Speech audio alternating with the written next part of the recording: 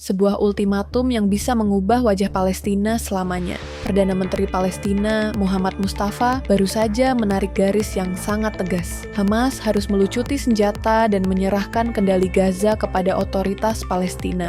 Ini bukan sekadar manuver politik biasa. Ini adalah tantangan langsung yang menekan luka lama. Rivalitas antara Fatah dan Hamas ke titik paling berbahaya sejak Perang Saudara Gaza tahun 2007. Pertanyaannya, apakah Palestina sekarang diambang perang saudara? Ataukah ini justru satu-satunya cara untuk menyatukan bangsa yang telah terpecah selama hampir 2 dekade? Untuk memahami krisis hari ini, kita harus kembali ke akar perpecahan yang membelah Palestina menjadi 2 kubu yang nyaris tak bisa disatukan. Di satu sisi Fatah, tulang punggung organisasi pembebasan Palestina yang didirikan Yasser Arafat. Gerakan nasionalis sekuler ini adalah wajah perjuangan Palestina di mata dunia. Mereka memilih diplomasi sebagai jalan utama, bahkan menandatangani perjanjian Oslo 1994 yang melahirkan otoritas Palestina untuk memerintah tepi barat dan Gaza. Di sisi lain, Hamas, lahir dari rahim Ikhwanul Muslimin pada Intifada pertama tahun 1987.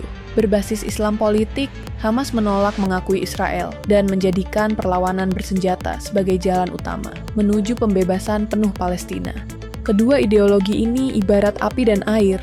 Satu berbicara tentang negosiasi dan pengakuan internasional, satu lagi tentang jihad dan perlawanan bersenjata.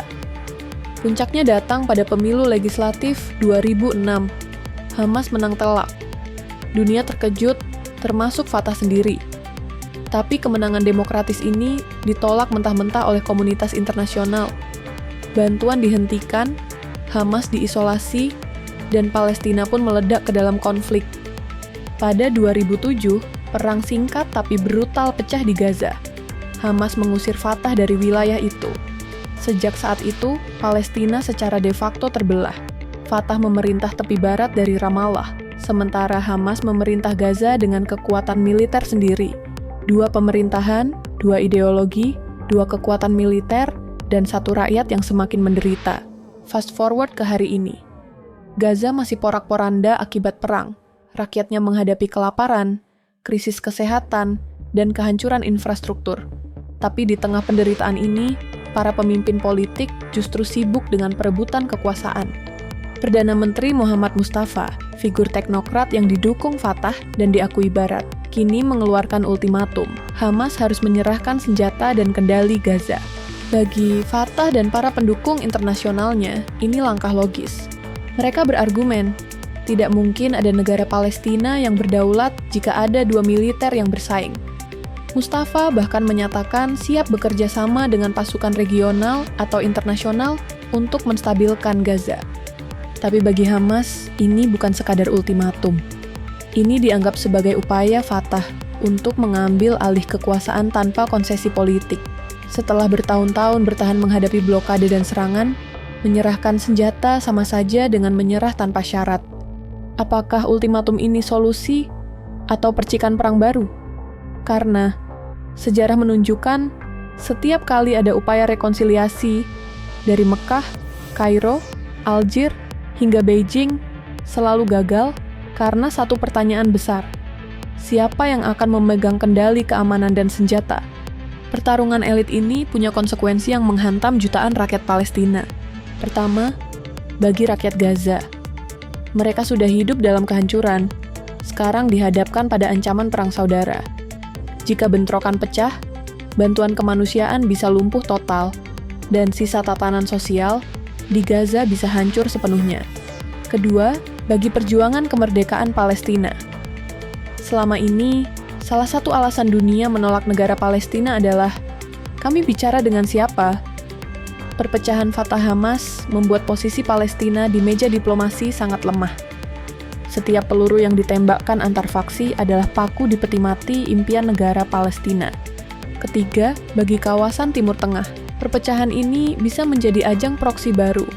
Mesir, Qatar, Turki, dan Iran punya kepentingan berbeda atas kedua kubu. Intervensi pasukan internasional, seperti yang disarankan Mustafa, bisa memicu resistensi lebih besar.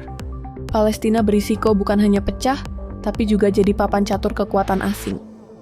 Bangsa Palestina kini berdiri di persimpangan paling berbahaya. Ada 3 kemungkinan jalan. Pertama, eskalasi perang saudara. Hamas menolak ultimatum, ketegangan meledak, dan Gaza jadi medan perang lagi. Ini bisa jadi pengulangan tragedi 2007, tapi jauh lebih brutal. Siapa yang menang? Mungkin tidak ada. Rakyat sipil pasti jadi korban utama. Kedua, status quo permanen. Ultimatum diabaikan, tapi tak ada perang besar. Gaza tetap di bawah Hamas, tepi barat di bawah Fatah. Perpecahan ini bisa jadi permanen.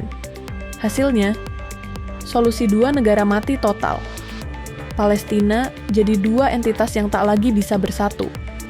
Ketiga, rekonsiliasi sejati.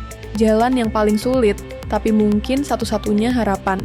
Fatah harus mengakui Hamas sebagai kekuatan politik sah dan benar-benar berbagi kekuasaan. Hamas harus bertransformasi dari gerakan perlawanan bersenjata menjadi partai politik dalam kerangka negara. Mungkin dengan menerima syarat internasional seperti Batas 1967. Kedua langkah ini menuntut pengorbanan besar. Tapi tanpa kompromi, Palestina mungkin tak akan pernah berdiri sebagai negara berdaulat.